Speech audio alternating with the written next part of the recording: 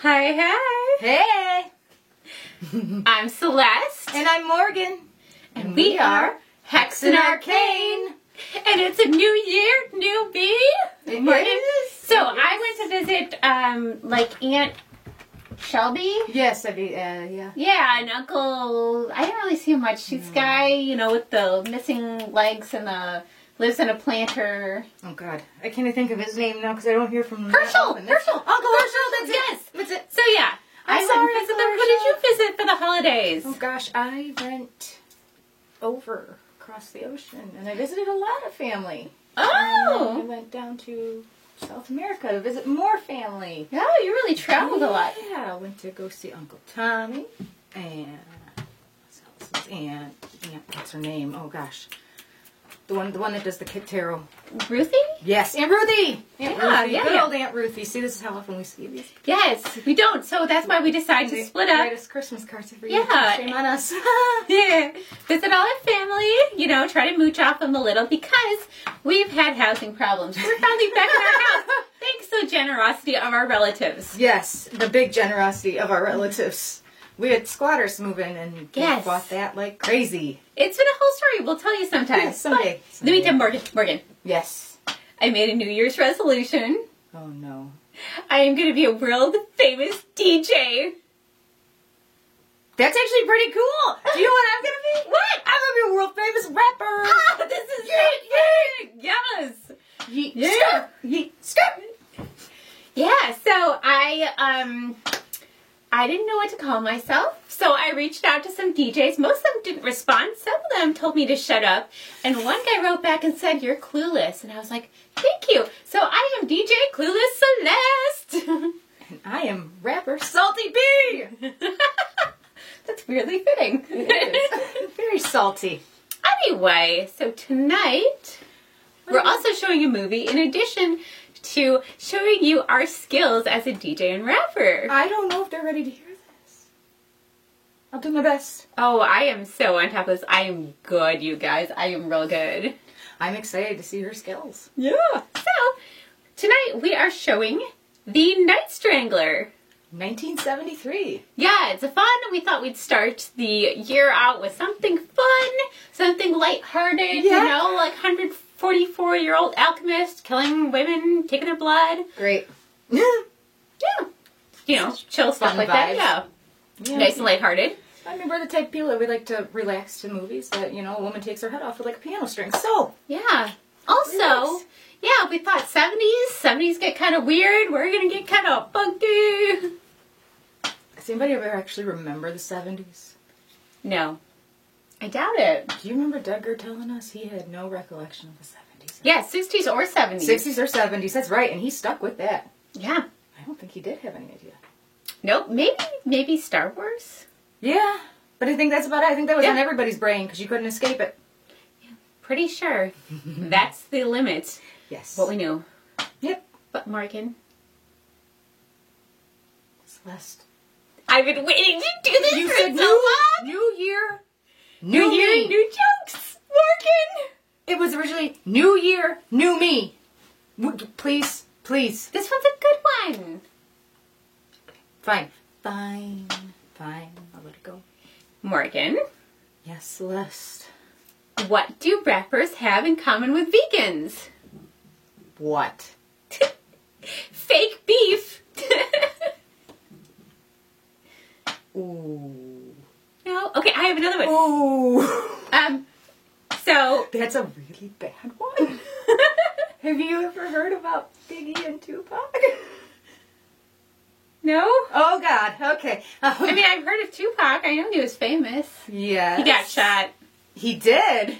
Yeah. I went there where he got shot. She did. Yeah. Let's not talk about fake beef because I don't think that was fake at all. But some of the beef is fake. I think so. Maybe Eminem and MGK. I think so. Yeah. I think they did that to kind of promote each other, which is not bad. That was not a bad marketing scheme. Boys. Although I don't think MGK has a rap career anymore, so maybe it worked a little no, too he kinda well. lives in who is it? Megan Fox. He lives in her purse. Yeah. But I have another one, Morgan. Yes. Celeste. Morgan? Is this one worse? What's better? Oh boy! What would you name a female rapper? What would you name a female rapper? 38 cents.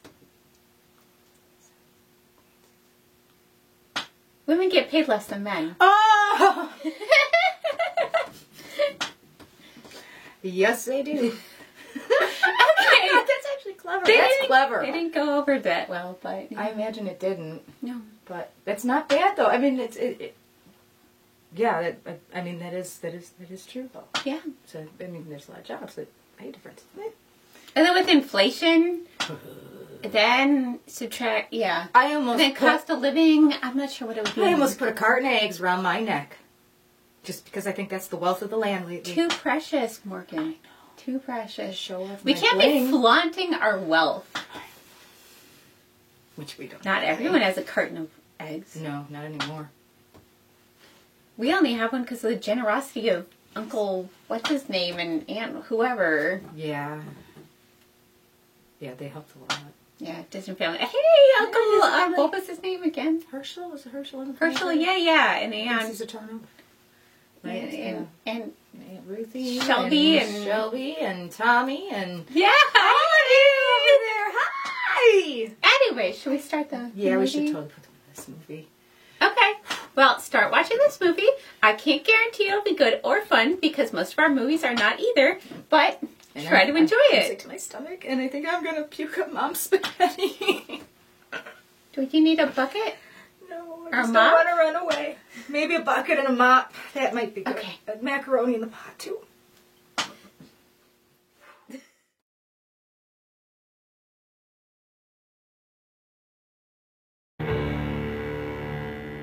This is the story behind the most incredible series of murders to ever occur in the city of Seattle, Washington. You never read about them in your local newspapers or heard about them on your local radio or television station. Why? Because the facts were watered down, torn apart, and reassembled. In a word, falsified. Saturday, April 1st, approximately 2:35 a.m. Marissa, one of the three belly dancers at Omar's Tent, a well-known bar in the Pioneer Square area. She was through for the night and on her way to St. James Street, where she could catch the 3 a.m. bus that would take her to her small apartment in the Shoreline Park area. Anxious to get home, she planned to take a shower and go right to bed. She never made it.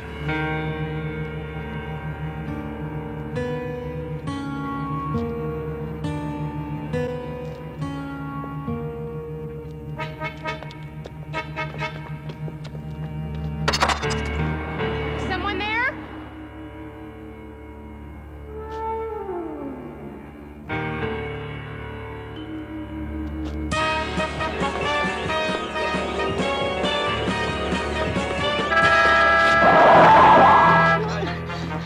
Please, can't you take me? I only want to go to Shoreline Park.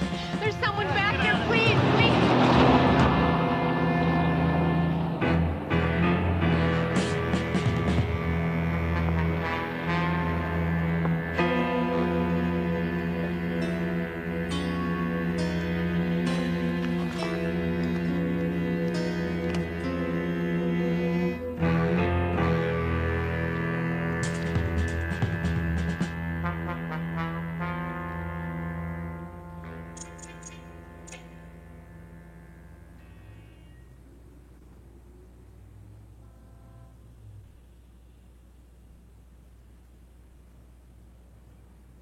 A few nights later, in the bar room of the Seattle Press Club, one Tony Vincenzo by name, city editor by profession, bilious grouch by disposition, renewed acquaintance with a dear old comrade of the Fourth Estate. Hi, Charlie. Mr. Vincenzo, how are you? Okay. Good. The usual, Mr. Vincenzo? Yeah.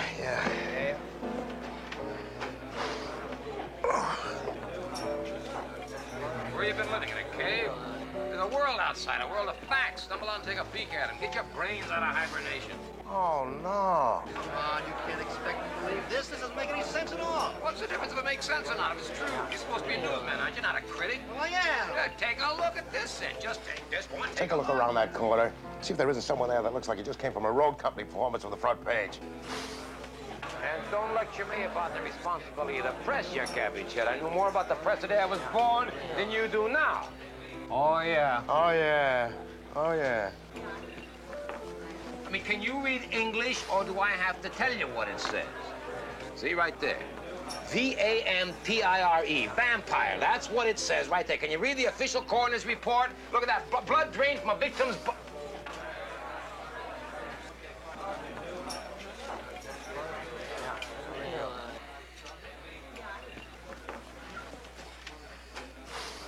There's nothing wrong with me.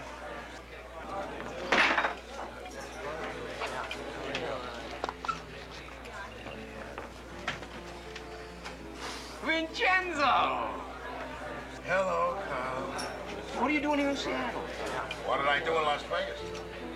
Well, you fired me. That's what you did in Las Vegas. No. I didn't fire you. Well, in that case, then, you can hire me. Right, Vincenzo? Get this straight, Mr. Kolchak. No carnival or hoopla tactics on this paper. This isn't Funtown, USA. This is Seattle. We have standards here. We mind our P's and Q's. We hew precisely to the mark. Yes, sir, Mr. Crossbinder. You can count on me minding your P's and Q's. Yes, sir. So that's what happened to Cotton Mather, huh? Don't underestimate him. Maybe old, but his fangs are potent. So, what's my first assignment?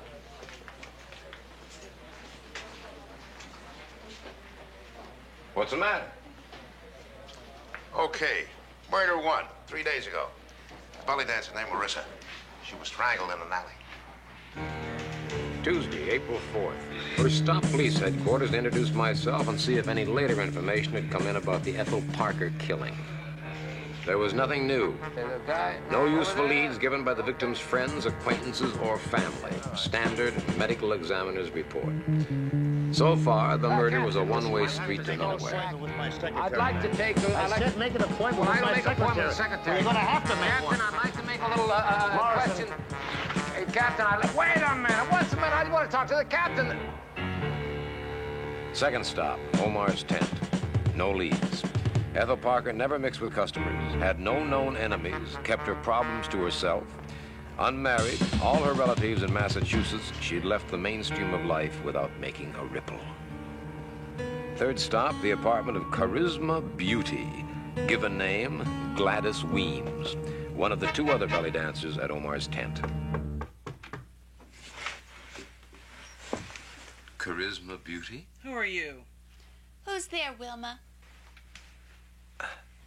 Miss Beauty? Yes, I am. Excuse me? I beg your pardon? My name is Kolchak, and I'm with the Daily Chronicle. I'd like to ask you a few questions, you don't mind? Would you like a chocolate? No, thank you very much. What I'd like to ask you was, She was something less than helpful, and I soon departed. Made a bit uneasy by the looks directed at me by her husband, Wilma Krankheimer. Fourth stop, the floating premises of Louise Harper, last of the belly dancing trio at the supper club. Scheherazade? Louise Harper. Oh, hi. I'm sorry I can't talk to you now. I'm late for class. Listen, if you want to sell me something, come back later. I must tell you, though, I really don't have any money for extras, so you're just wasting your time. Yeah, but Listen, I'd like to talk to you. I am so late for class. Professor Graham will kill me. My grades are not too good as it is. How I'm ever going to graduate, I will never know. There simply is not enough time to do all the things that I've got to do. May I introduce myself? My name is Kolchak of the Daily Chronicle. When could I ask you some questions about Ethel Parker? You'll have to come by the club. That's just about the only time I have to talk to you. I am so late, I know he's going to flunk me. Thanks for the information. Whee! Don't mention it! You know there's been a murder, don't you? I also know that Seattle is the Northwest's largest seaport. Men come and go like the tide, and the murderer is probably in Yokohama by now. Bye! She was wrong. He was still in Seattle, working up his list of victims.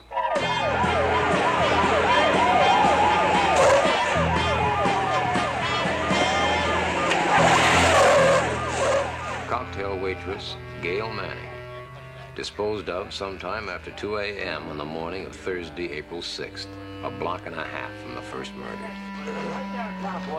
Captain, what do you intend to do about this? Who are you anyway? My name is Kolchak, sir, with the Daily Chronicle. I'd like to ask you a couple of questions on this. My back.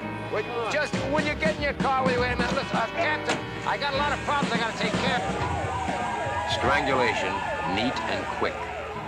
No new elements was all they told us, until the medical examiner's report the next afternoon. In attendance, Captain Roscoe Schubert of the Seattle Police and his staff, holding forth Dr. Christopher Webb of the County Medical Examiner's Office. Checking underneath the victim's hairline, we located what appears to be a needle puncture near the base of the skull, from which a small amount of blood was removed. Was there any puncture or loss of blood in Ethel Parker? We haven't had a chance to check on the puncture yet, but there was apparently a slight decrease in normal blood content. How slight? Well, that's hard to say. Maybe 6 or 7 cc's. Why wasn't it reported? The amount of loss seemed insignificant at the time. But not now. You have a point. Just a minute, Doctor. Who is this clown? I've never seen him before. What? Kolchak, Daily Chronicle. Don't you remember, Captain? Oh, yeah. How could I forget? All right, now, Mr. Kolchak, may we continue? Certainly. Thank you very much. Go ahead, Doctor. As long as we get all the facts this time. Dissatisfied by what I'd heard at the medical examiner's report, I paid a little visit to the morgue and found myself a chatty attendant with a taste for scotch. What he told me made chopped liver of the needle puncture and loss of blood, and explained why they hadn't let me look too closely at Gail Manning the night before.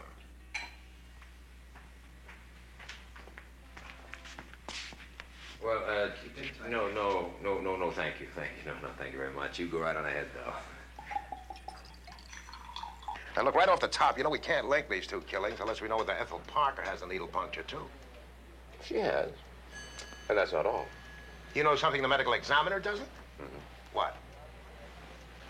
First, you owe me $10 for a bottle of scotch. What? Yep.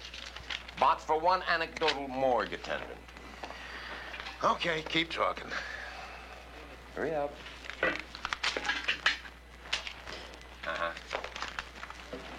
Yeah, Ethel Parker not only had a needle puncture in the back of her skull and loss of blood, she also had a broken neck. Well, that's not so unusual in the case of a strangling. Gail Manning also had a broken neck. So what? Maybe I ought to give it to you as a morgue attendant told me. He said that the killer had to be an incredibly strong man. Not only were the necks broken, they were crushed. Go on, read on.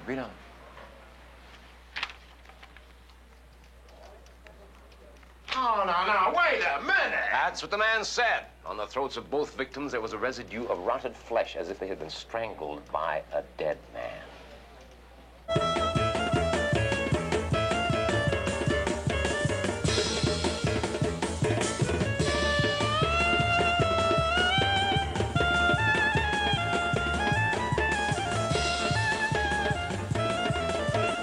Friday, April 7th, 10:21 p.m.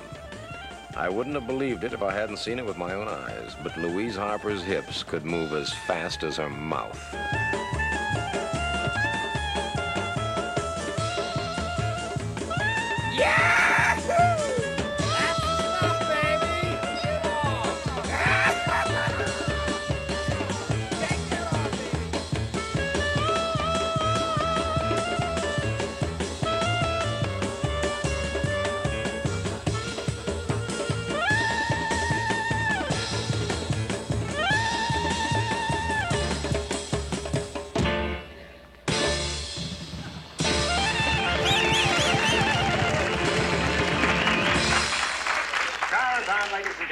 Princess of the East. And now, the world-famous Charisma Beauty.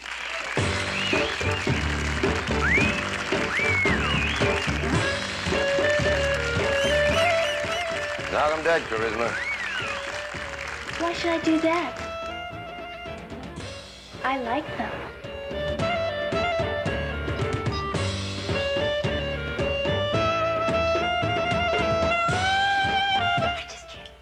understand this. Whoever wrote this is just dumb.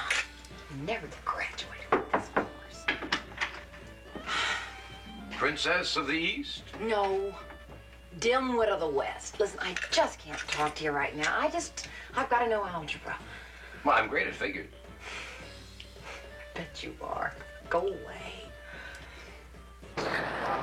You know, if I could find a way not to eat, I sure could save a lot of time. Yeah, well, let's pick up talking where we left off. I mean, about the guys, thank you, Charlie. Yeah, about the guys who come to see you dance, the regulars, you know. Did you find any strange ones in there, any odd ones, any weirdos? Uh-huh. They're all weird. I mean, they sit there and stare at you with these big glassy eyes. Any of them could be the Strangler for all I know. What was that? Oh, that's the Underground Tour. A what? The Underground Tour. It goes down underneath Seattle. Oh, you're kidding. Yes, there's ruins underneath the streets here. What they call Old Seattle. Isn't that right, Wilma? Oh, I don't know. Here. Oh, thank you. I just love these sandwiches. I was talking about the underground, wasn't I? Yeah, you were, honey. There was this big fire back in 18-something or other, and for some strange reason I don't know about, they built it all back up, twice as big as it was before. Isn't that right, Wilma? Come on, Gladys. It's almost showtime.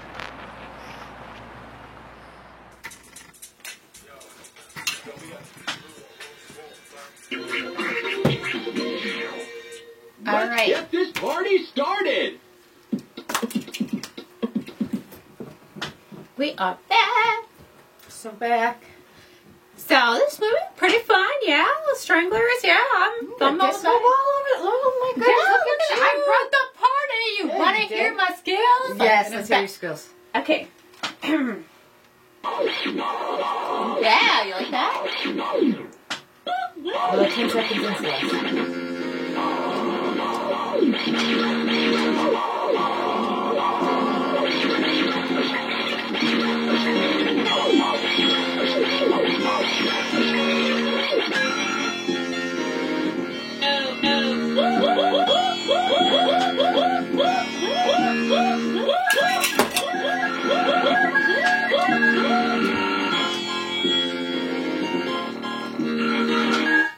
Yeah, these make it kind of hard to hear. I don't know why all the DJs wear these things because I can't actually hear it much. Oh, that's so much better.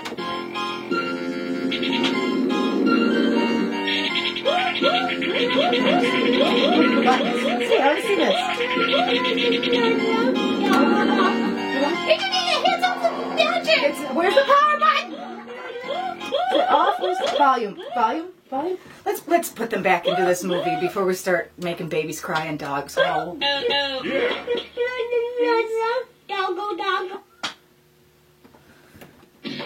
I'd love to give you a lewd hand gesture, but I think it's not going to fly on TV. There's got to be an off button. There's got to be. Celeste in the house. That's not the button. Where's the button? There's the button. Got it. Fine, let's see if you can do any better when we come back. We're going to see how you do with your rap career. Because, you know, and I can do background music for you. Okay, great. I'm so excited. It's going to be so good. You guys, make this blow up. Make me blow up. Make her blow up, not me, please. So everybody, hashtag DJ Clueless Celeste. DJ Hex and Arcane Horror. Or hashtag Hex and Arcane Horror. Yeah. See, she's coming so scrambled in the brain now. And then, you know, once you hear her drop some rhymes, it'll be like, yeah, go Salty I don't B. think they're going to think that. Salty B. But we'll see. I have to put my reading glasses on. What does the B stand for? It's something I can't say on TV. Let me think about that. No, you can say that. No. It's not a word for a female dog. Oh! Yeah! Oh, yeah! You are a salty Come back bee. with more anger than last year. Well, we had to deal with relatives. We never talked to... I realized why I never talked to these relatives. And then here's what's worse, is they asked me where my husband was. And I forgot that I divorced him over 60 years ago. And unfortunately, he's still alive. And that was never finalized. Yeah, I may have told them that I had a husband, even though I didn't. Then take that one. Well, they were always, I'd taken all the, we trade back and forth so much, but yeah. We what? We what? Remember, you dated my ex, I dated yours, I stole that guy from you, you stole that guy from me. Yeah, water on the bridge. Remember, we all got our alligators. Yeah, we spent that decade hating each other. We did. We totally did. Over a guy. Some are in the ground, so. Yeah. In fact, yeah, all of them. Yep, one of them is a headless body. Oh, wait, some of them haven't been found yet. So, yeah, some of them... Yeah, let's not give too much away here, because I don't get in trouble, but... Yeah. We'll probably never hear from our exes again, let's just say. Anyway, I told my relatives that I'd been married, because they were always like, Celeste, you need to settle down and find a nice guy. Yeah, and I was like, I did. And they're like, where is he? And I was like, oh, shoot, I forgot that part of the plan. And then I had to come up with something, and I said he had diarrhea. And they were like, well, he could come here. We have a toilet. And I was like, yeah, we didn't think of that. And that's how far I got. And they still gave me money. Guys you date, I think the toilet would have broke. I do have to confess something. Oh, no. They didn't, give me money so much as I left unexpectedly and happened to take some money with me. Is this going to be my expression for the year? Like, should I just... It wasn't exactly stealing, because it was an accident. We'll go with accident. Completely unintentional, and I'm going to pay it back at some point, if they don't die first, I have a few centuries to work on that, so. Also, I may have framed you for it. Oh my God! Just because you can handle that stuff better. When people confront me, I got done with the Vegas stuff! They're family. It's all be okay. Okay, so I have a confession too. I didn't spend the entire time visiting family. I actually ended up in a South American prison. Oh. Was it for stealing from relatives? No! It might be next time you go back. Maybe. I made some friends, though. They helped get me out. Their attorneys helped get me out. So that's started your bad career? It did. It totally did. Well, I stole this shirt from one of them. And I've been wearing it ever since. It's my rap shirt. See, it's pretty ripe, isn't it? You smell it? Smell it. See? What the? It smells good. I am never going to a South American prison. I am determined. So I'm glad I framed you now. Only, you know I cry when people confront me. And that's like a dead giveaway that I'm guilty. I get that. Salty bee poker face. Uh-huh. And I had to use your poker face. What? I was able to kind of disguise myself as you just enough that I was able to get away with it. Because had they run my name, I would have been extradited to several different countries and the troll market. And I didn't want anybody busting in our house unexpected. So, I gave them your name because your record's pretty clean. And I thought, well, one mark isn't bad. Where should I not go for the future? Guam. Okay. Jonestown. Mm-hmm. London. Don't go to Romania anymore. You're banned in China. Russia's looking for you too. And there's a couple cartels in Mexico. What you did was way worse than No, it wasn't! No, it was. I did what I had to do to survive, Celeste. I framed you when I thought nobody would go after you because they're family. And it's even worse. They know how to find us when they're family.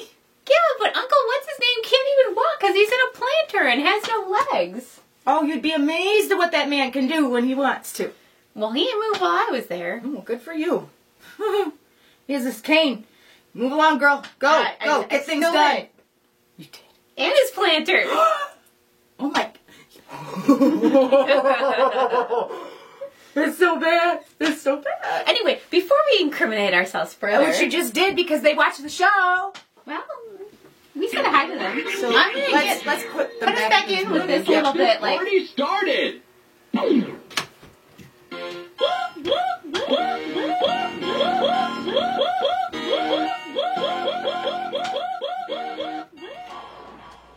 Although research was never one of my favorite pastimes, I'd called in the services of one Titus Berry, guardian of the secrets of Seattle buried in the morgue of the Daily Chronicle. Here we go. Thanks. Most welcome. I envy you. You do? Research. That's where the joy lies. Joy. And the fascination. Let the others scurry about gathering their contemporary bits of gossip. This is where the meat is found. Meat? Yes. For instance, no one has yet mentioned the distinct resemblance between this current series of strangulations and another series in the year 1951. Or was it 52? Yeah, how similar? Oh, extremely similar. Really? He wasn't exaggerating. On March 27th, 1952, one Myra Johns was discovered strangled in an alley in the Pioneer Square area. On March 30th, a second strangulation took place in the same area. On April 2nd, a third. April 5th, a fourth. By April 14th, 6 women had been strangled, all of them in that area. The stories intimated that certain, quote, bizarre details, unquote, had been repressed by police officials. I wondered what they were. I hardly think we can say we have the same killer now as in 1952. Read on. Again? Again.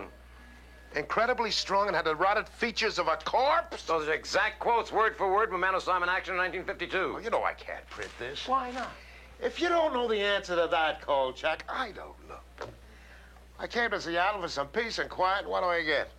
You again and another crazy story. Yeah, well, we'll soon see if it's crazy or not. How, asked the red-eyed editor, knowing Because if it is the same killer, he hasn't stopped killing. Sunday, April 9th, 1:42 a.m. Joyce Gabriel, on her way home from a late date, didn't know it was a bad idea to be in the Pioneer Square area late at night.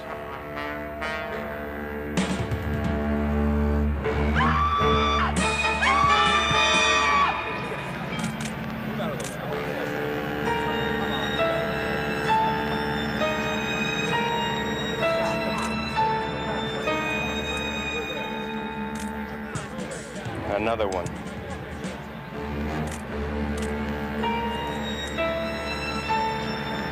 Just settle down, Miss Gabriel. I never saw anything like that in my life.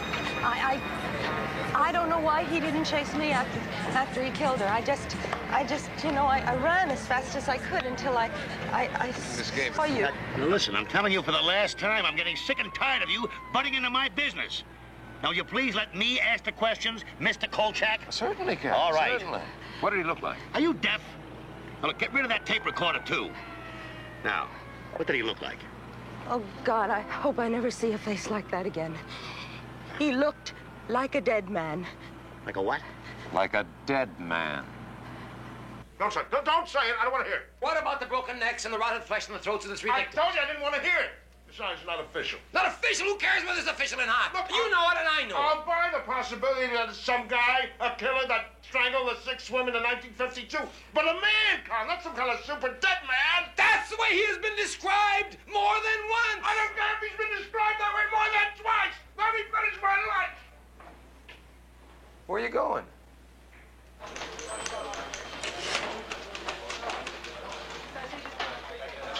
There. Oh! An open invitation to the killer. Listen to this. I intend to walk the streets of the Pioneer Square area every night from now on. Just let him try to kill me if he dares. He may be sick, but he's not crazy.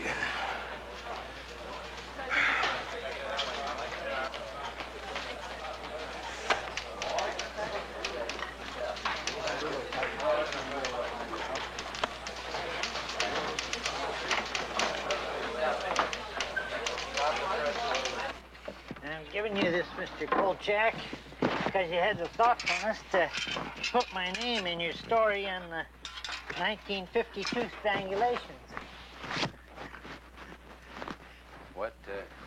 is it? A burning curiosity impelled me to look further back into our files to see if there'd been any other strangulations of that nature. 1931? You gotta be kidding. Here it was again, March 29th through April 16th. 6 strangulations, certain bizarre information repressed by the authorities. Although a reporter named Jimmy Stacks, God bless him, nosed around until he uncovered the unofficial information that some of the victims were missing some blood, and that the killer was supposed to be some kind of Superman. Women. You notice that? Always women. Fascinating? Yeah, that's the word, Mr. B. Let's see, 1970, 1952, that's 21 years. 1952 to 1931, that's 21 years. That's right, I hadn't noticed that. That's very observant of you, Mr. Kolchak. Can you be thinking when I'm thinking? Let's have a look.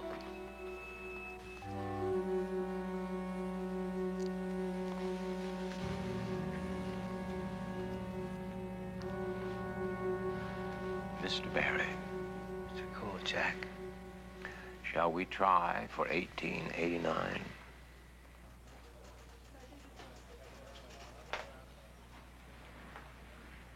I refuse to read it. Just read the first line.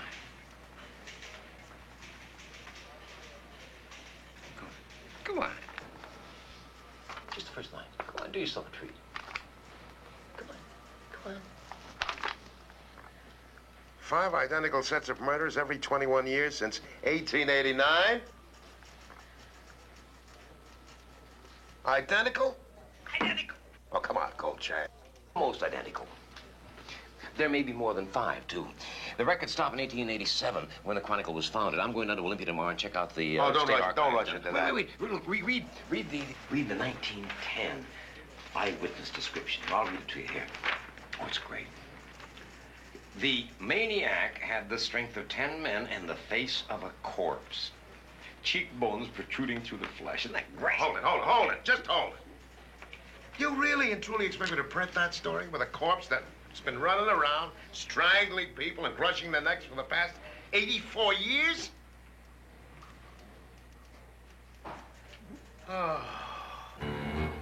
Because the police refused to release the sketch their own artist had made, I talked Vincenzo into hiring an artist of our own.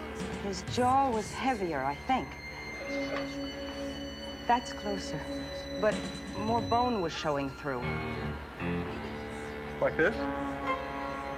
Yes, Is that what he looked like?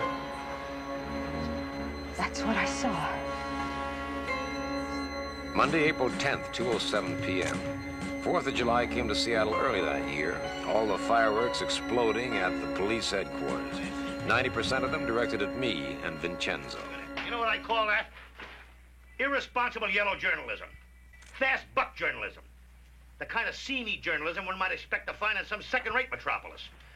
The sordid brand of journalism, which is based not on the public wheel, no, but on the private cash register.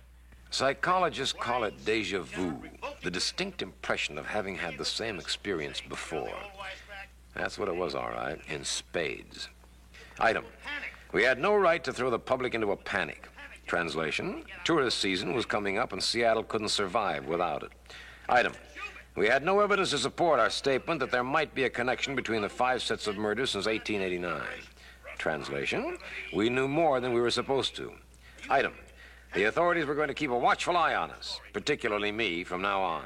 Translation: after a brief hiatus, I had once more taken up permanent residence inside a pressure cooker. Permit me to read you a brief memorandum.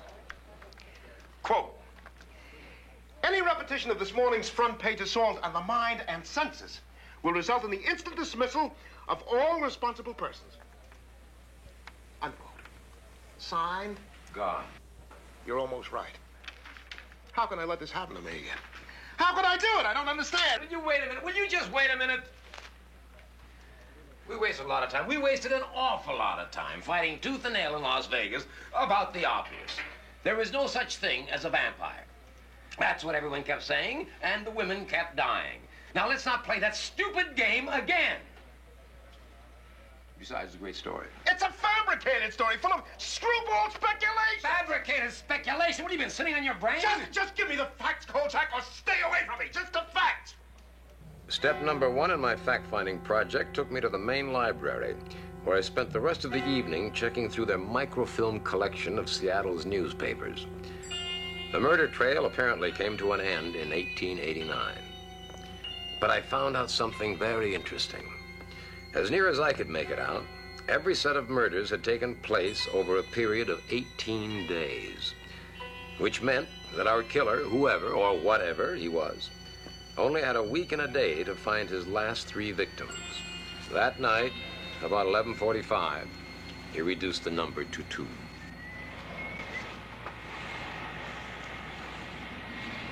Hold it, mister. Identification, please. Yeah, identification, sure, right here.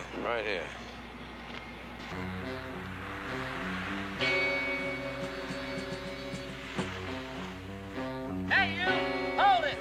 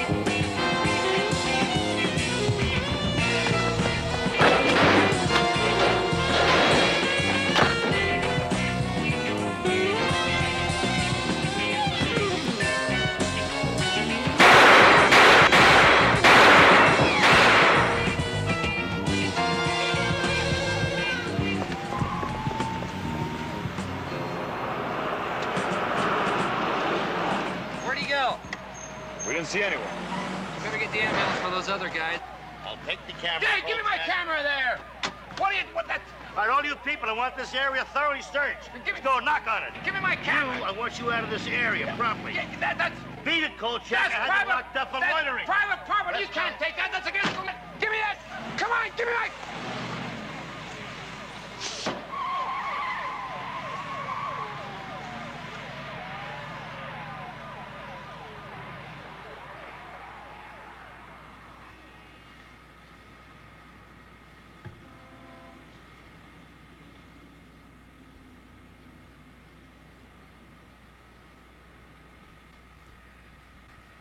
Just Molly and me,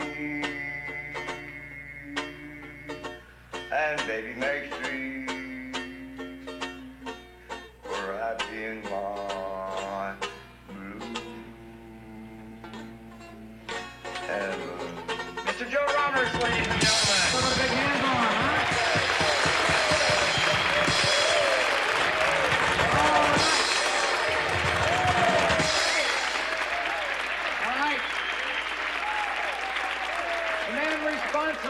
For the underground tour of Seattle's forgotten city beneath the modern streets of Seattle. That mouthful was devised by the man I'm about to introduce. Author, journalist, Mr. Bill Spidell. Thank you, young man. Welcome to Seattle's underground tours, folks. Before I go on, I want to tell you about Mother Damnable. After completely striking out of my efforts to get Schubert to return my film of last night's wipeout of the Seattle police, I decided to try another angle. Make room for the underground. I telephoned my belly dancing undergraduate friend and asked her to attend an afternoon tour of the underground with me. As a matter of fact, Confession of a Newsman, Chapter 1. Her being with me had nothing to do with the story. We are back! Yes, we are. Morgan, what? You ready for the am. world premiere of Morgan Salty B. Parker? Salty B! Okay, So yeah, hang on. I'll turn down the sound really low, so I'll just provide like a background. There's some ghosts in this house. There's some ghosts in this house. There's some ghosts in this house. There's some ghosts in this house. There's some ghosts in this house. There's some ghosts in this house. There's some ghosts in this house. There's some ghosts in this house. Certified creep, 7 days a week. Make that breathing game weak. Scorch your ass like a Charizard. Slice it up like Ronnie DeFeo. I screwed it up, Celeste. I screwed it up. Okay. You want to start all over? Yeah, let's start this over, because right. I'm going to puke. I'm about to freeze. You got this. You got this. In this house, there's some ghosts in this house. There's some ghosts in this house. There's some ghosts in this house. There's some ghosts in this house. There's some ghosts in this house. There's some ghosts in this house. Certified creep, 7 days a week. Wakes me from my sleep. Make that breathing game weak. There's some ghosts in this house. There's some ghosts in this house. There's some ghosts in this house. Slice it up like Roy DeMeo. Shotgun blast like Ron DeFeo. Scorch your ass like a Charizard. I stack bodies while you're stacking cash. I eat brains while you're eating ass. I said run, run, run, run. That's a headless body. Put it on the stove with some sauce. It's a headless body. There's some ghosts in this house. There's some ghosts in this house. There's some ghosts in this house. There's some ghosts in this house. Run, run, run, run. There's some ghosts in this house. There's some ghosts in this house. That's all I got. I love it. See you later. Do you like how my DJ thing says, see you later? That is cute. That is very cute. Yeah. I totally did that out of order, but it worked. It so worked. That was awesome. I loved it. So I had to use what I could when I was in there. And I think it's somebody's divorce papers, to be honest. Oh, yeah. Yeah. Oh, well, was it one of mine? No. Probably one of mine. Good. Yeah, cool. Anyway, I love it. You are going to be huge. Oh, thank you. Huge. Wow. It's going to be awesome. Yes. We're going to be superstars this year. I'm going to be like Paris Hilton DJing and stuff. Like, are we going to Paris Hilton's a DJ, right? Is she really now? I think so. Who else is a DJ? Oh, that guy from Jersey Shore. I know that guy. Oh, yeah, yeah. What's DJ Pauly. Yeah, I didn't know his name. Whatever. Who's another DJ? DJ Khaled. I know Steve Aoki. Yeah. Oh. Yeah. Ooh. I might know some DJs. Yeah. I knew him. I'm not going to tell you the one that told me to go with DJ Clueless Celeste. I do really want to know. Well, I'm just not going to tell you because he's so brilliant that I think he'll overshadow me because that was a really good name. So, yeah. You could, what with DJ Marshmallow? That's another one, right? The guy who wears the hat, the marshmallow thingy. And I don't know about that. I know he sings a lot of songs. Oh, well, that means I can't be DJ Marshmallow, I guess. But is there another You're DJ Clueless. DJ Clueless. Yeah. Salty B. Yo.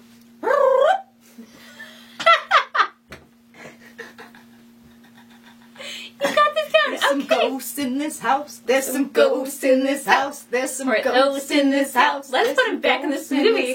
Probably should, because I'm gonna do this all night. There's some ghosts in this house. There's some ghosts in this house. There's some ghosts in this house. Those kids from Seattle High School spent 5 successive Saturdays back in the spring of 1965 cleaning up no less than 10 tons of debris down here, so that people like yourselves wouldn't break your necks while walking around. All right, watch your step through here. You gentlemen can help the ladies, huh?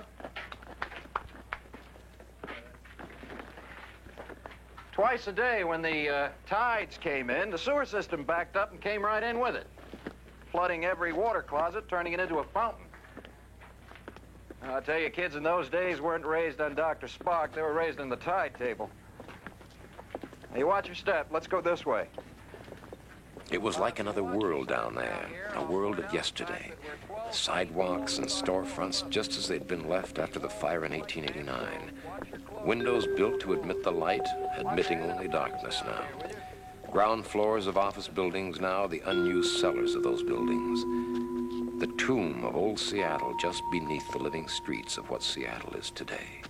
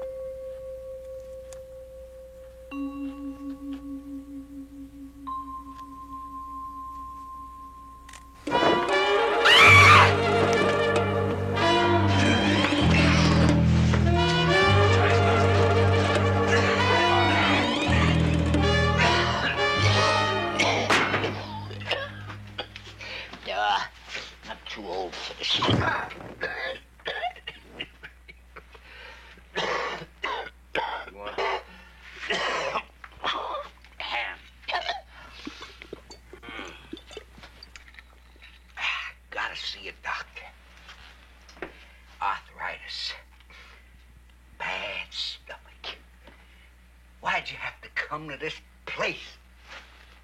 Back. Never would have had to put my shoes on if I hadn't heard you come.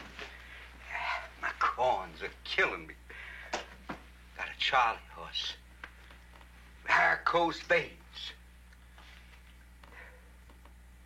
I'm getting a migraine. Are you all right? Yeah, of course I'm all right. Listen, have you seen anybody else around here who wasn't with the tours? Yeah. Yeah? Who? You too. Funny. Very funny. Well, if you do see someone or something around here, you get in touch with me at this number. And I'll give you $20. Here's a down payment. I could live 3 months on that. $5.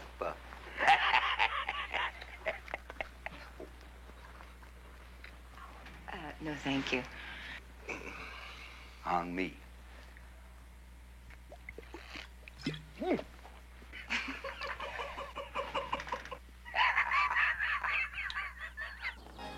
Sure was a lovely afternoon.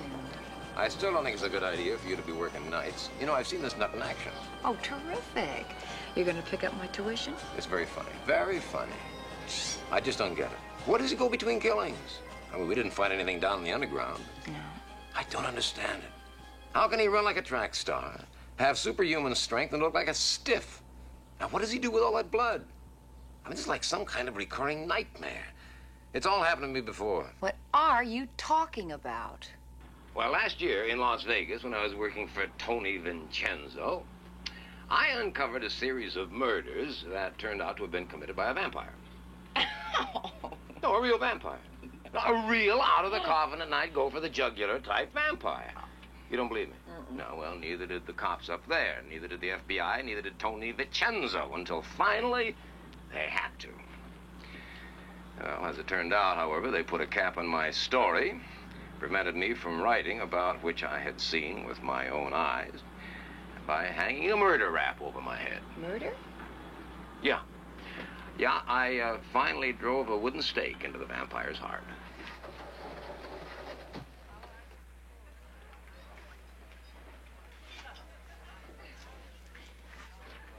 Well, what do you think? What do I think? I think those people will remember this elevator ride for the rest of their lives. Duke, let's go.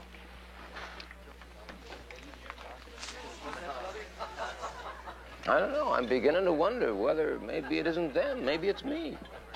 Listen, I think I know somebody you should see. There's this lady who's a teacher at the university. Well, she teaches anthropology. And she's a buff on just, every crazy subject there is in the world. Yeah? Ghosts, demons, vampires, and ghouls. You know, you just name it. You probably won't be too crazy about her, but she's got to be the one you talk to. Yeah? What's her name? Professor Crabwell. What? How can a man over 100 years old retain his vitality? Is it possible? If it were possible, I'd be sitting here an 80-year-old sex pot. However, staying young was not their purpose. Alchemy was conceived as an exalted notion, man at one with the universe. And will you please sit down? Yes, of course. These men led Spartan lives, living in the most humble of quarters, eating the most humble of foods. The Count St. Germain, for instance, existed on a diet which consisted solely of oatmeal, groats, white meat of chicken, and a little wine. It just seems to me that a diet like that would make a man old before his time. On the contrary, he remained young for a number of years, in addition to which he was said to have possessed almost superhuman strength. Tell me, what other ingredients are in this elixir of life? Milk or meat, celandine or honey, red wine vinegar, hair, sweat, blood. What kind of blood? What do you mean, what kind of blood? Human blood, of course. What are you smiling at? Hi there. Got a moment? What are you doing here? Just wanted to talk with you a minute. What about? The elixir of life. Go to journalism school, my father said. It's a good, sound, down-to-earth profession. Don't you want to hear this? What I like to do is raise tulips for a living, but there's not too much of a demand. Suppose an elixir of life could actually be produced. How do you think it'd work? I mean, do you think that one treatment of it would cause everlasting youth?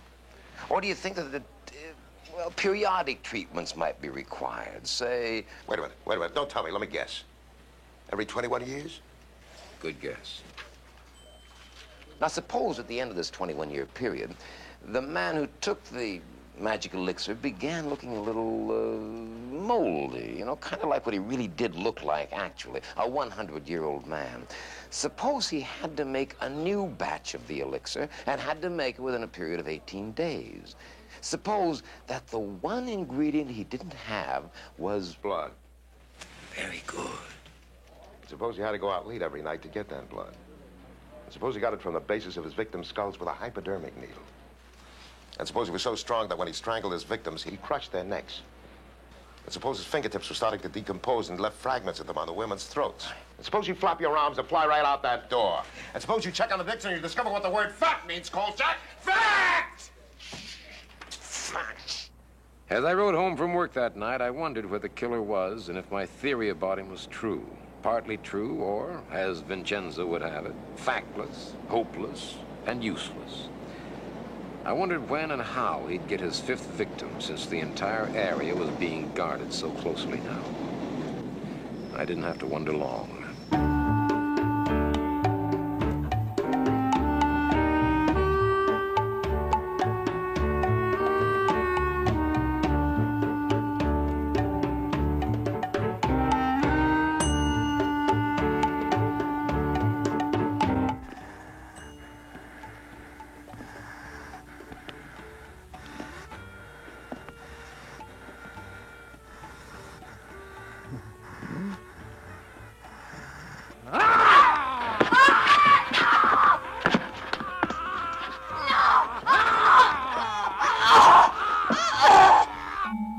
Thursday, April 13th, 1:25 a.m. The dressing room in Omar's tent.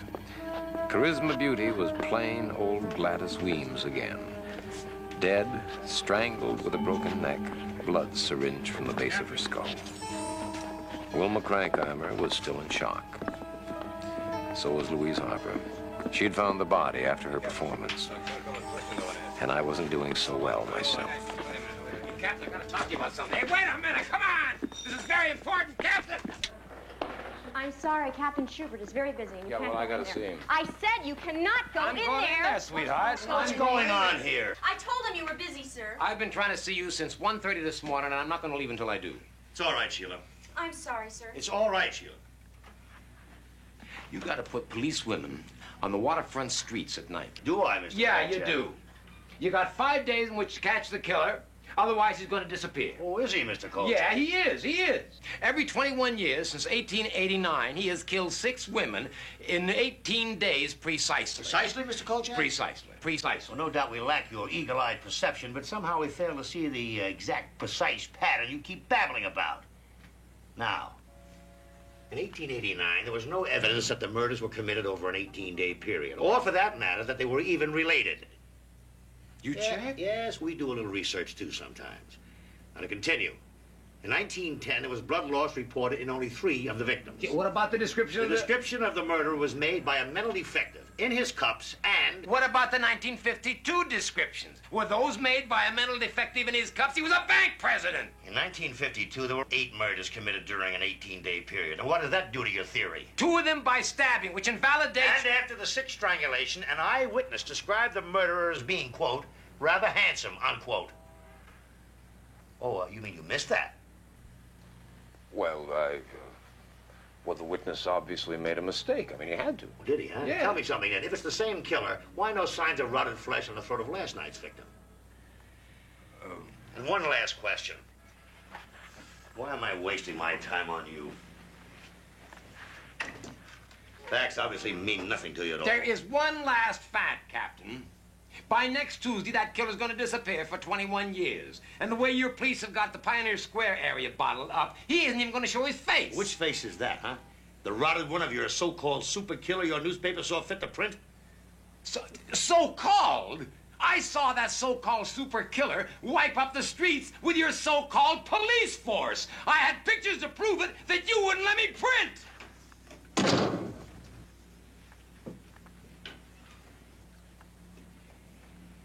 Tell me something, Kolchak. How long have you been in Seattle? What difference does that make? What has that got to do? How long have you been with the Chronicle? Oh, a little less than 2 weeks. A little less than 2 weeks, huh? Well. And in that brief time, you have ascertained exactly how we should conduct this case. Well, I've been a reporter for 22 years. And I've been a police officer for 30. Well, then why don't you retire? Listen, I don't like you, Mr. Kolchak. You might say I dislike you monumentally. Now, you have barged around this building as though it were your own private club. You've interfered with police officers while they were trying to perform their duty. You've strewn the streets of Seattle with your journalistic garbage. You've stepped on toes, muscled in, pushed, usurped, and generally conducted yourself with all the aplomb of a one-man Gestapo. Gestapo? Yes, Gestapo. Now, listen. If I see or hear from you again for quite some time, I promise you I'll personally have you thrown in jail and get your arm off my clock.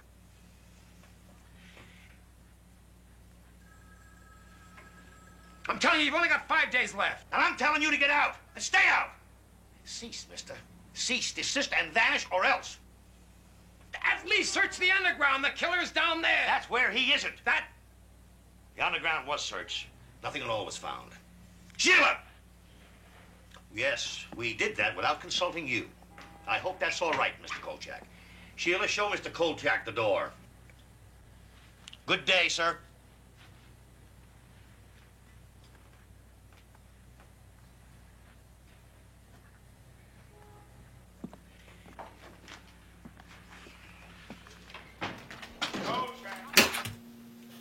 Oh, Morgan? Yeah? There is something I didn't tell you. I did bring Aunt Pam back. Why would you do that? Well, she seemed like she was on her way out, and so I thought, we'd inherit if she was living here. She probably only has like 20, 30 years left. The woman hates me. She thinks I killed her dog, and I didn't. No, you would never kill an animal. No, it ran out into the street, and it shouldn't have. And of course, I'm chasing after it, but because I'm chasing after it and I'm little, I killed the dog. You didn't kill the dog. Well, she made me feel like I killed the dog. I ended up taking the dog. I liked it. When Can it you ran please across the tell street, her that? Because that was 40 years ago. No, because it's dead now. But still. I can't be like, I stole your dog, and it's also dead. I think she knows that it probably have passed away by now. Yeah, she thinks it died 40 years ago. Exactly, but can you at least tell her that you ended up taking the dog and it lived a long, natural life? Then she'll hate me, not you. Of course, I know. You know what? She likes to put stuff in my food. I catch her doing it. And I have to be real coy about how I get that dish away from me. Just marry somebody so you can have a taster. We did that. Remember, we did that. And that turned out so bad. No. Yeah, but we learned from the experience it could only get better. I ended up a widow! Yeah, you'll probably end up a widow again, but it's okay because it's not the first time. Celeste, I actually liked that one. That was the one you took from me. So? Yeah, I didn't really like him that much. See? Worked better with me. Martin, all well that ends well, but that didn't end well. I thought I should get some photos to promote myself, and then we should promote where's your hat? You need your hat. It'll really sell it.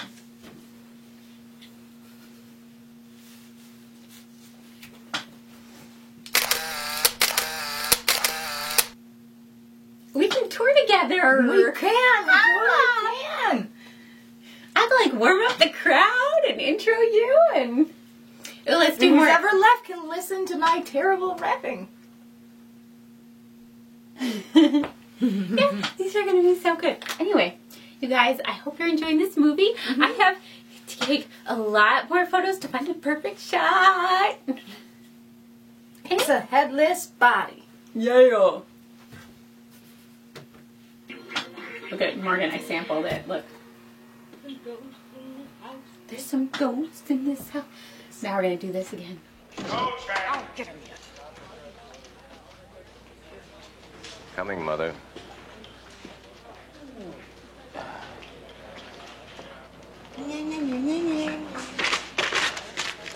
I warned you about bugging the police department, didn't I? Yeah, didn't I? So what? So Schubert's office just called Grossbeiner. Grossbeiner called me. And once again, thanks to you, I'm frying on a griddle. Why? Why?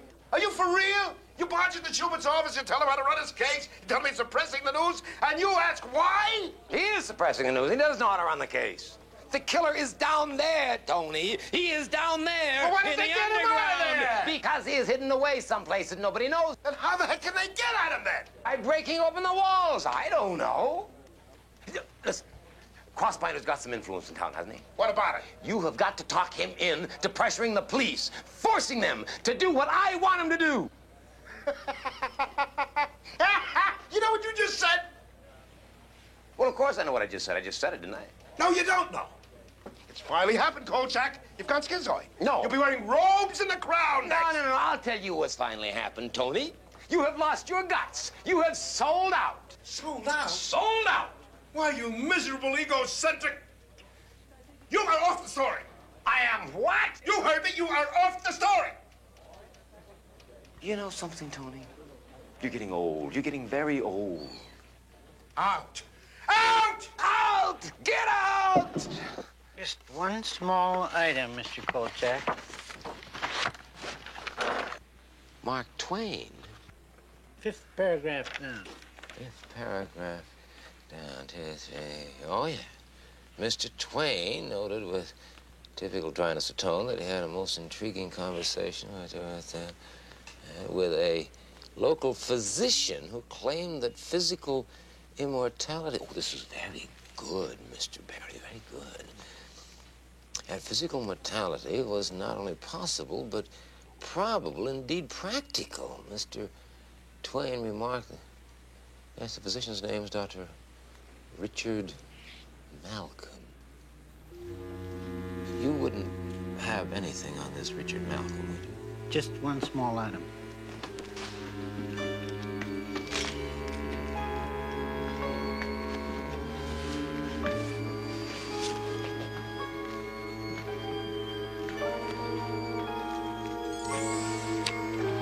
Dr. Richard Malcolm was a member of the original staff of the West Side Mercy Hospital when it opened in 1882.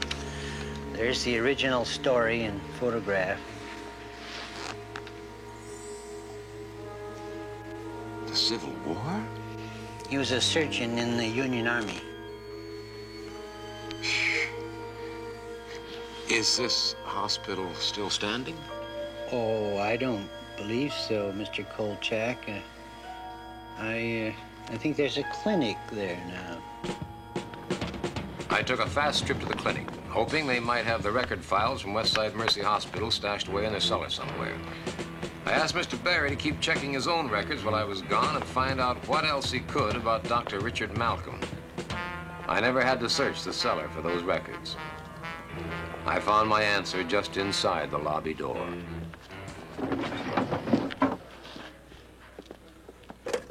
Sir, if you don't get down from there this instant, I'll call the police. Did you hear me, sir? All right, then. All right, then. Call the police. Tell them we have a vandal here. Tell them to get here right away.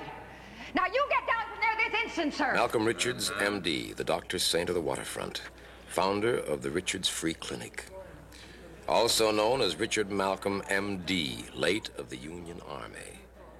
Our killer from time. This is dreadful, Mr. Kolchak. On the contrary, Mr. Barry. There he is, officer. Tony. It is to be regretted, Mr. Kolchak, that leg irons and mouth blocks were outlawed some years back. Now, will you wait a minute, please? Will you take these things off? I warned you, Kolchak. Congratulations, Kolchak. You have plumbed a new depth. The desecration of a saint. For heaven's sake, I did not invent the resemblance between Dr. Malcolm Richards and Dr. Richard Malcolm. I did not invent the fact that that West Side Mercy Hospital, which Dr. Richard Malcolm was a staff member, is on the same spot as the Malcolm Richards Clinic. Why not an expose on Dr. Schweitzer, Mr. Kolchak? Or the lowdown on Mahatma Gandhi? As for this eternal youth garbage, I hate it. Yeah, well, I can see why. What did you say? Now, hold on. We're not here for any personal vituperation. You know that word? What? Vituperation. That's what I said. I pronounce it right. Now, listen, Kolchak. You've been arrested. You're about 1/100th of an inch of being thrown in jail. Well, there he is. Now, who's this? Mr. Barry, come in, come in, come in. Yes, I've been waiting for you. Come on. Yes, yes. Do you, did you get it? Yes, I thought perhaps... You thought right, Mr. Barry. Who is this man? Don't you know him? He works for you.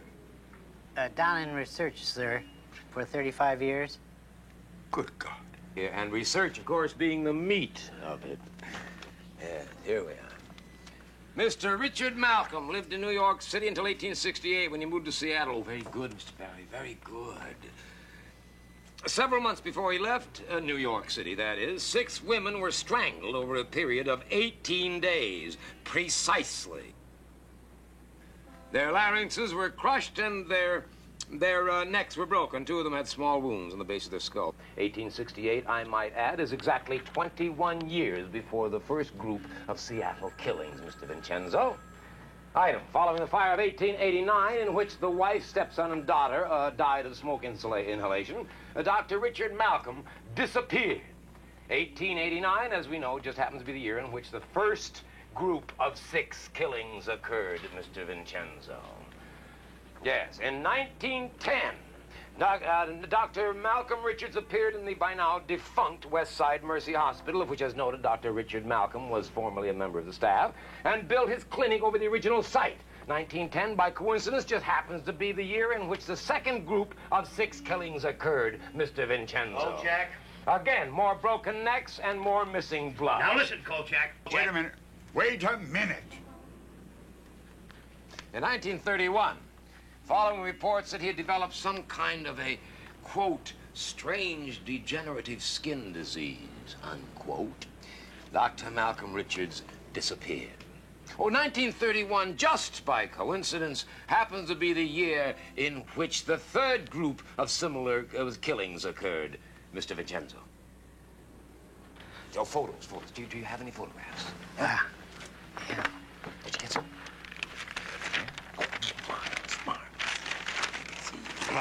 You'll excuse the clumsiness of the hands, but my wrists are slightly encumbered by your bracelets. Now, this photograph of Dr. Richard Malcolm and the slightly doctored photograph of Dr. Malcolm Richards are identical down to the white scar above the right eyebrow. Huh? Now, this photograph was taken during the Civil War when Dr. Richard Malcolm was a surgeon with the Union Army. The photograph of Dr. Malcolm Richards was taken in 1926. It showed a man in his 40s. Now, how can a man almost 90 look like a man in his 40s?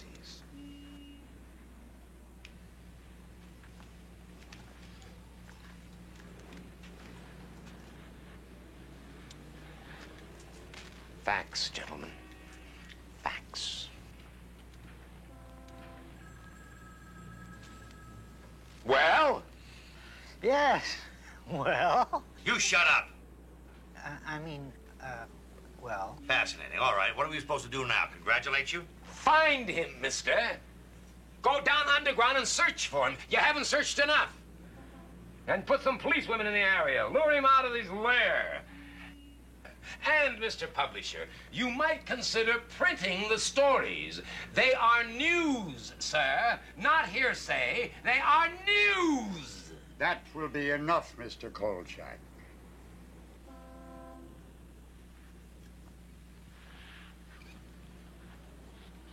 Perhaps, Mr. Kolchak, it would be a good idea if you stepped outside for a moment. Delighted, sir, delighted. If I could get my jewelry removed. All right. Judd, get him out of here. Take the handcuffs off him. Thank you. I just await your decision, gentlemen.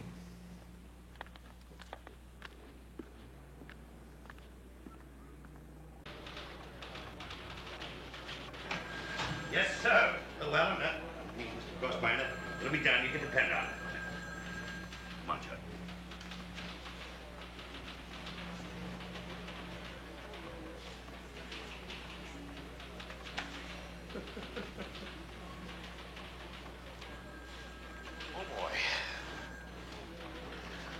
Okay, Carl. I don't know how I did it, but I got you off the hook. You did? You're a genius, Tony. You're a genius. Now, what about the story? There is no story. What? That's it, Carl. There is no story. From now on, they're going to handle the whole thing their own way. They're going to... I'll kill him! Kolchak! Didn't they hear me? Didn't they hear what I said? Don't they know what's going to happen? I mean, if they don't lure him out, if they don't get Malcolm out of there, he's going to get his 6th kill somewhere else, and he's going to disappear for 21 years. Didn't they hear me? Don't they know what's going to happen? They intend to panic an entire city just for your sake, Kolchak. Period. Now, your next assignment. Your next assignment, courtesy of Mr. Llewellyn Crossbinder. Your next assignment, bright and early tomorrow morning, you're covering the Daffodil Festival in Puyallup. And you're lucky to get that.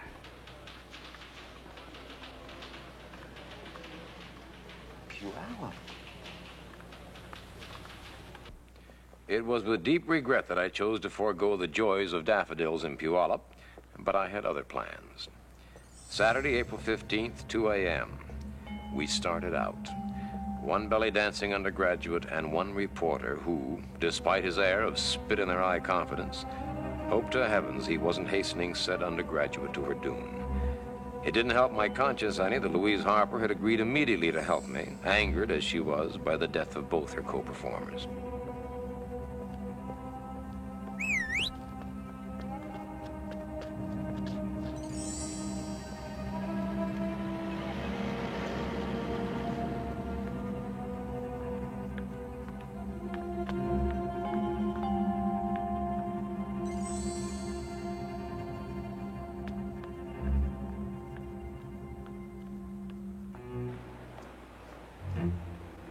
Please stop looking around like you're suspicious of something. Just walk natural. Go on, I'll be right behind you. I'll be right behind you. Just act casual.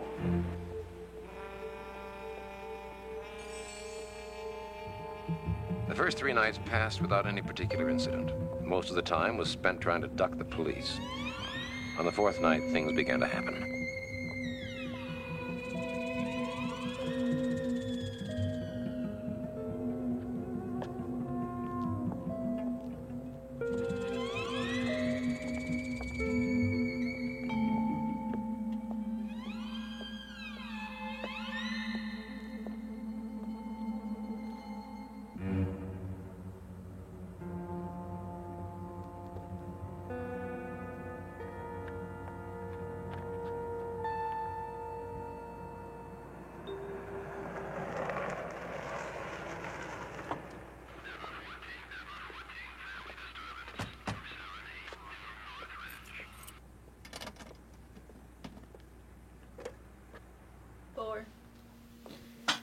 So Morgan. Yeah. With this movie, you know what I thought about right away when I heard The Night Strangler?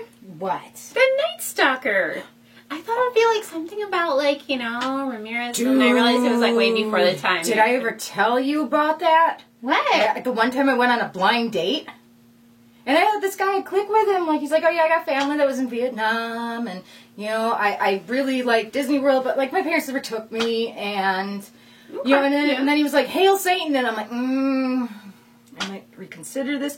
Anyways, I did meet up with him. And then I ended up running out of there. I don't think I've ever had a first date try and stab me like that. It was Richard Ramirez? It was Richard Ramirez. Oh. It wasn't bad looking, but some didn't tick right in there. Anyway, Celeste, did you hear about the news? What news? The most recent news in America.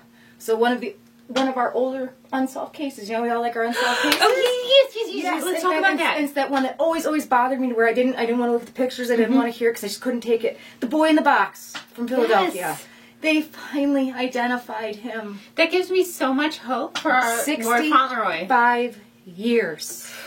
They were Incredible. able to they were able to extract DNA. They had him exhumed twice over the years, and then they went back. They reviewed everything, but he's got a name. He's got a name. The little boy's got a name. His name was Joseph Augustus Zarelli, and it turned out that his family lived, I think, less than 2 miles away from where he was found. They don't know, still don't know what happened to They're him? working on that. They're pretty sure they know, and they do believe that these people may be still alive. So that'll be something. It's kind of a shot in the dark at this point, but somebody knows something. Did they use like those ancestry DNA things? They did. That's so cool. I love that. Yes, I think that's awesome when you can give somebody a name and give them peace. Yes. So he was America's unknown child for the last 65 years, and now he's got a name. Next on the list, gotta Little be. Lord It's gotta Fauntleroy. We have a petition. Yes. Change.org. Yes. So anyway, yes, we want to identify these unknown children and bear them under their names at least. That would be great. So right. Yeah, let's watch some more of The Night Strangler. Yeah, I'm gonna go meditate over that date.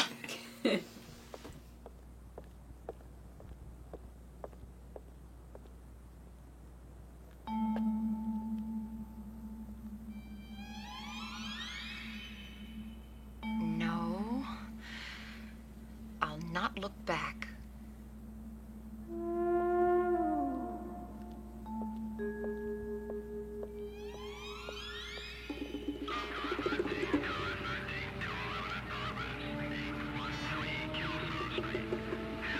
All right.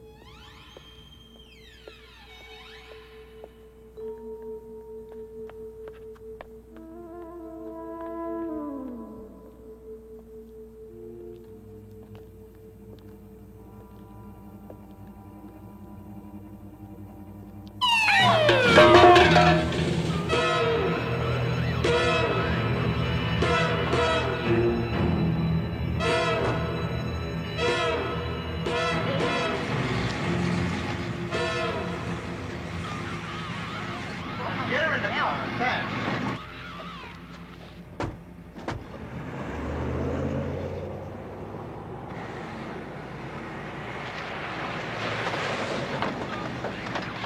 Okay, Kolchak, the party's over. Get in the car. Don, what are you doing down here? Why don't you leave me alone? You're I'm under my arrest. Get in the car. Get out. Get your hands off me. Get your... Don't push. Don't Shut up. push. Don't...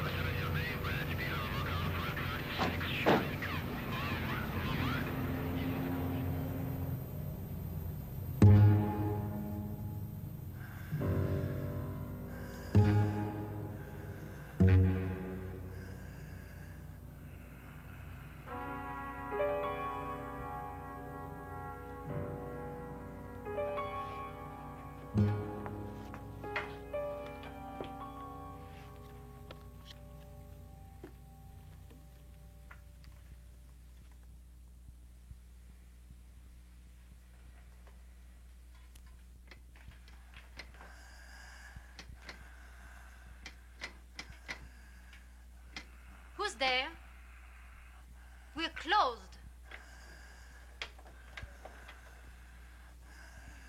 Please go away. We're closed for the evening.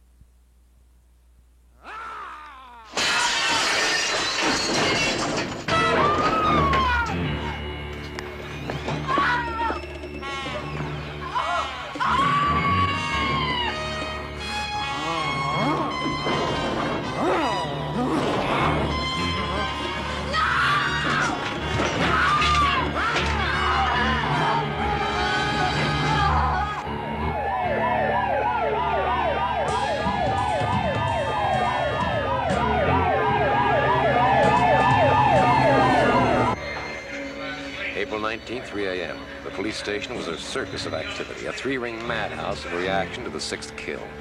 Even Captain Schubert seemed to know they'd had it now. That saving a miracle, their prey had gone to earth again and wasn't going to show his corpse-like face for another 21 years. A certain reporter being bailed out knew it, too. Knew it and was fit to be tied by it. Hey, Schubert, okay? Okay, Schubert? I told him, the idiot?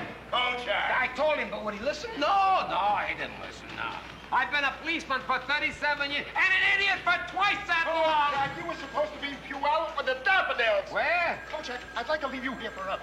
I'd like to see they lock you up in a jail cell for 1,000,000 years. And if you don't shut your mouth, Vincenzo, what's the matter with you? You ought to see a doctor, you know. I'm serious. You sound terrible. It's awful. What have you done to that poor man? I have never seen anyone so close to total stark insanity before.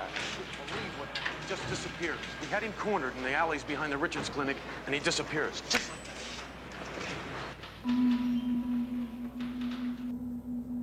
Vincenzo was so upset it took me an hour to get rid of him, and then only because I promised to go straight home to bed.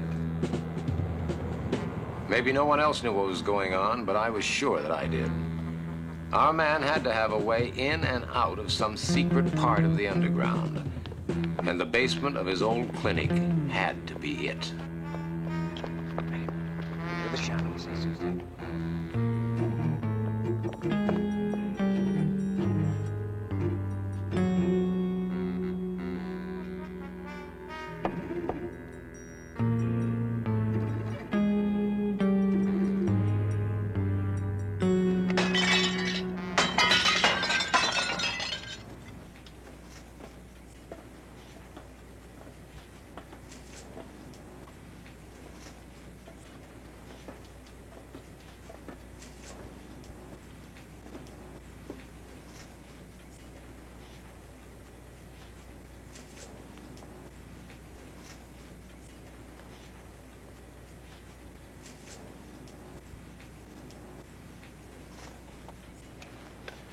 You're not going to go down there. You stay here.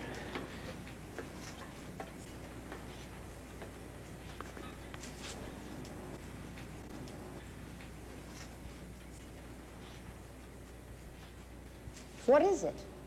Looks like a big air shaft down here. Where does it go? All over. Check it out.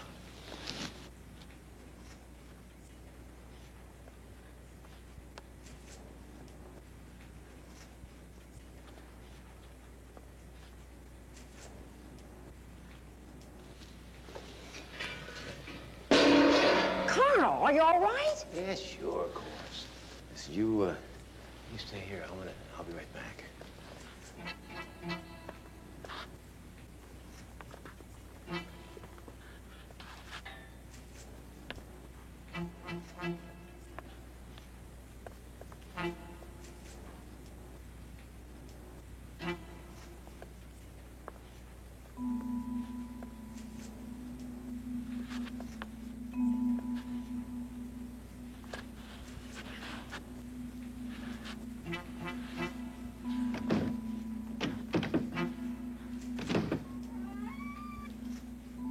Just when I thought I'd finally struck out, I found it.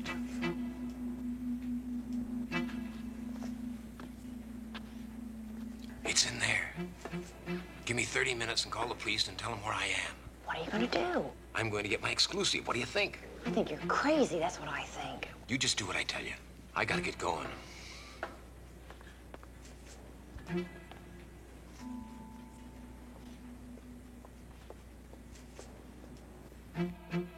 Here it was, the hidden city beneath Seattle's underground. I was descending to the world of yesterday, the world of the 19th century, of bustle pads and high crown hats and Queen Victoria.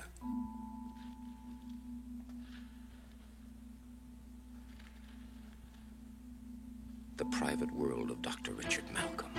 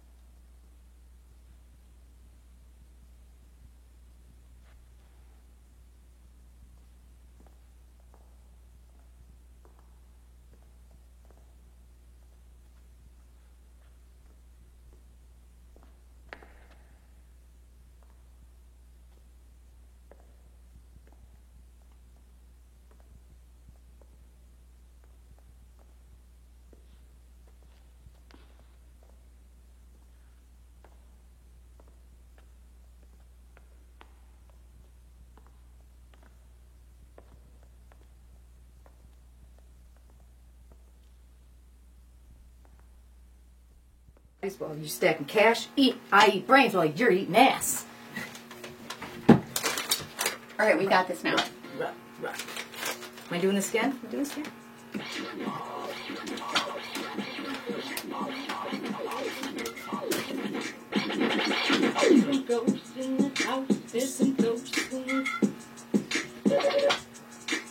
Certified creep, 7 days a week. Wailing voices waiting from my sleep.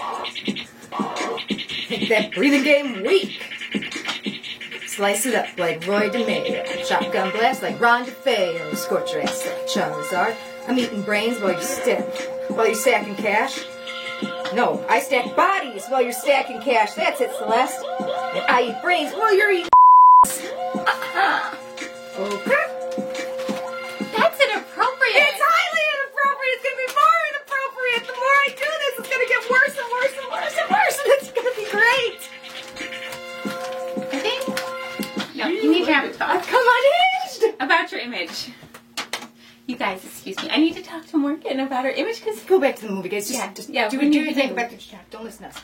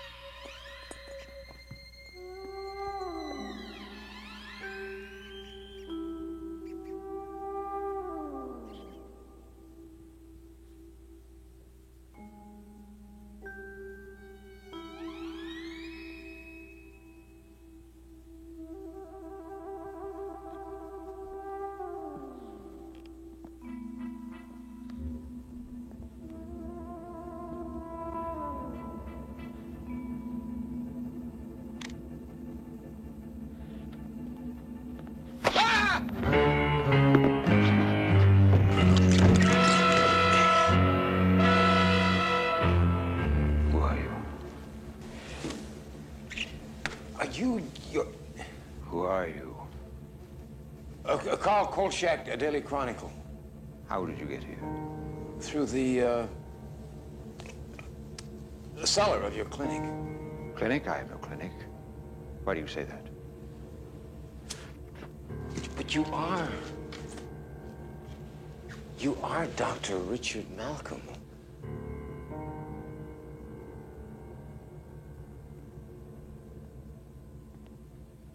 I've seen you somewhere before. Oh, well, you almost killed me the other day in the alley. What are you doing here? What am I doing here? Well, I thought I'd drop in and find out about you, you know, so I could tell my readers. Your what? My readers? his readers. Did you hear that? Nobody is ever going to hear from you again. Well, I think I'll go now. You profane my world, sir. I will not permit you to live here, to stay here, to exist here. I'm just a dumb reporter doing his job.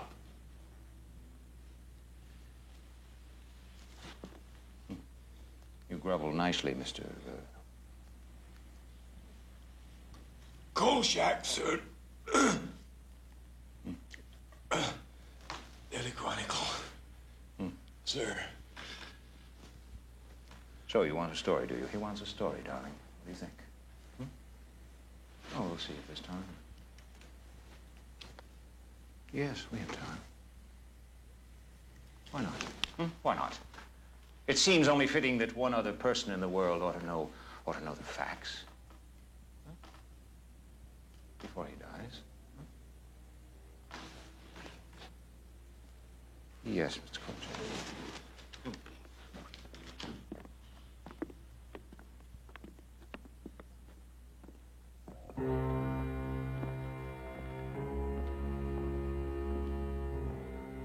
I'll not bore you with the details of how I evolved my formula. Suffice it to say that the additive which ultimately made it work for me was the blood of women, removed from their brains in the 7 seconds following their death. I found that 6 were required to supply the quantity of blood that was needed for the 18-day period in which the elixir was prepared and consumed. In 1868, I first took the elixir. Then, believing that my immortality was assured, I decided to perfect and refine the formula in the hopes of bestowing its benefits on mankind.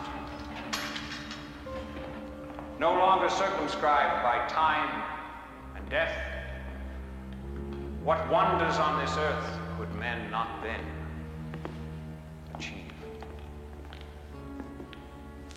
Yes.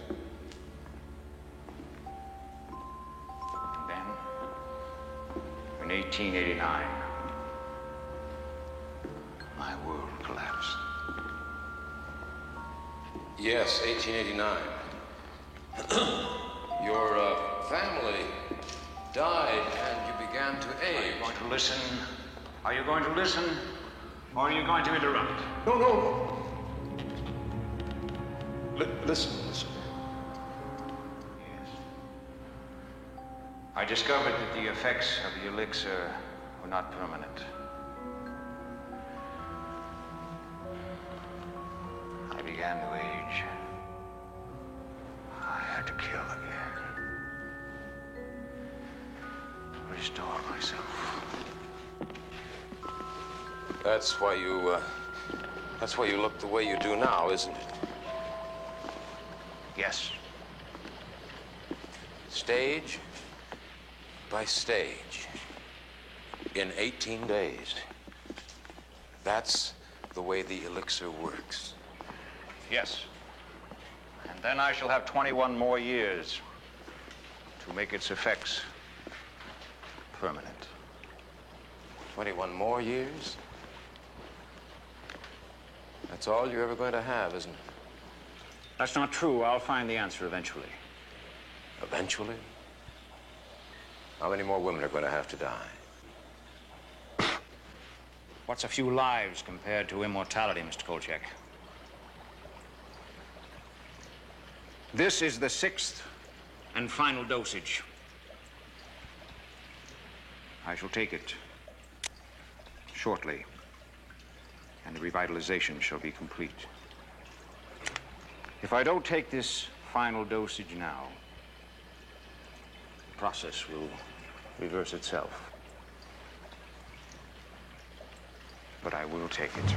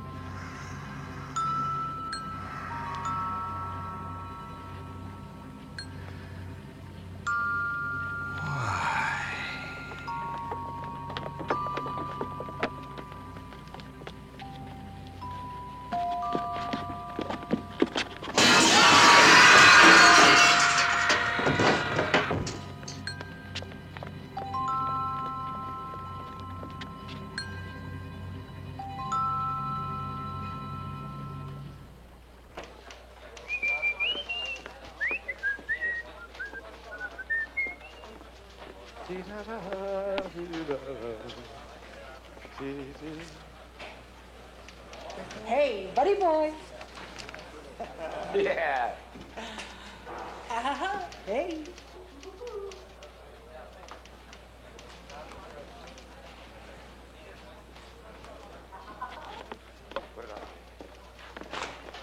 Vincenzo! What kind of a dirty, rotten, stinking deal is this? All right, now hold it now, Carl. Hold it. Don't call me! I've heard of yellow-livered sellouts before, but this I don't believe. Now, wait a minute, What is this Kojak. identity unknown garbage? Where is my story? You want your story? Yeah. All right. I'll give you your story. All 20 copies. What do you mean 20 copies? That's all that came off the press before Crossbinder stopped them. What are you looking so surprised about? I'm the dummy. I actually thought they'd print all that. Well, why didn't you print it? I mean, you're the managing editor. Why didn't you print it? What's wrong with you? You actually think there's any difference between this town and Vegas? But they saw it, Tony. They all saw it. I mean, even Schubert saw it. Carl, no one in Seattle's going to admit that a dead man's roaming around their city killing people since 1889, but I was stupid enough to think that they would. So this is it, huh? And I'm out of a job. Is that right, Vincenzo? And that I feel bad about, Carl. Yeah, why should you feel bad, Tony? I mean, you're still working. Oh, I don't deserve that, Carl. If you had any guts left, any at all, you'd go upstairs and... All right, Carl, I've had enough. So have I. Don't ever do me any more favors. Do you any favors? Why, you miserable, ungrateful... Ungrateful? What do you want me to do? Thank you? No! Just get out of here. Get out! And next time you do me a favor, here, you see me again, just keep walking. With pleasure. And thanks, Vincenzo. Thanks for nothing.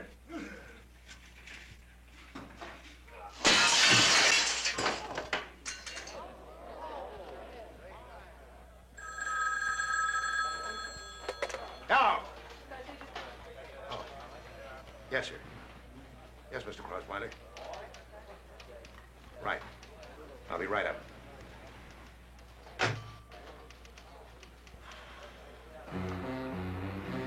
So there it is, another tale of defeat snatched from the jaws of triumph. Another case of virtue unrewarded, of dishonesty being the best policy, injustice Will rampant... you shut up and put that stupid recorder away? Let me get late. Get that story published. Don't tell me when I'm going to get published. Nobody's going to kill this story. It's already been killed, Kolchak. Bury it. Not this one, no, sir. I'd like to see somebody shut me up on this one. Can anybody shut you up? Mr. Vincenzo, you are a passenger in this car. This is my automobile. You remember what you said? I never want to see you again. I never want to talk to you again, remember? Yeah, I remember. That was before I was 5. Yeah, that's right. Well, don't worry about it, Tony. You're going to love it in New York. New York? New York. Yeah, that's where we're going. And you're lucky to be going with me. I suppose I should consider myself lucky, too. That's right. Oh, Kolchak, do you know that I have heard just about all I want to take from you or even hear ever again? You think you've got problems? There I was, one semester shy of getting my degree in psychology, and what happens? You show up outside my houseboat one day, mouth, all mouth, Kolchak. Compared to you, I am tongue-tied. And before I know what's going on, there I am being yelled at by that captain of police. Yada, yada, yada. Peace! Can I have some peace, please? Some peace!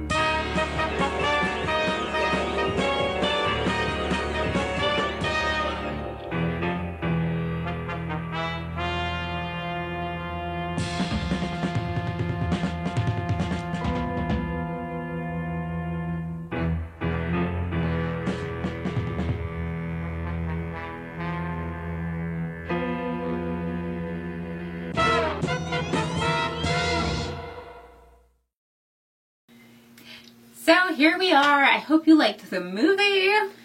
I actually like this one. Yeah. You know, I tend to like a lot of 70s horror movies. They're really Some good. of them we found really, really weird. Belle but from Hell? Yeah, those stick with me. Even if I don't, Sayers? like, say I like them per se. They're I can say amusing. that, yeah, they definitely gave me something to think about. Oh, wait, you guys can't see this. Yeah. The bottom half is still me. Anyway, so I thought that, you know, to really launch our careers here, we're going to end up, like, I'm going to lay down some beats and stuff, and then Morgan's going to do, like, a little freestyle. I have faith those were real good, so hang on. I need to put these on.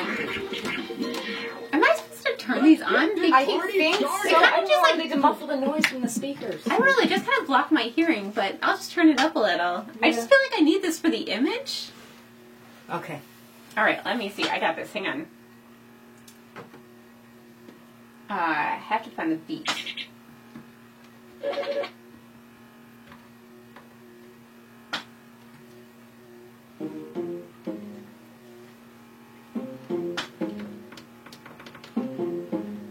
If you could capture every ghost you ever wanted, would you capture them? Or just let them go?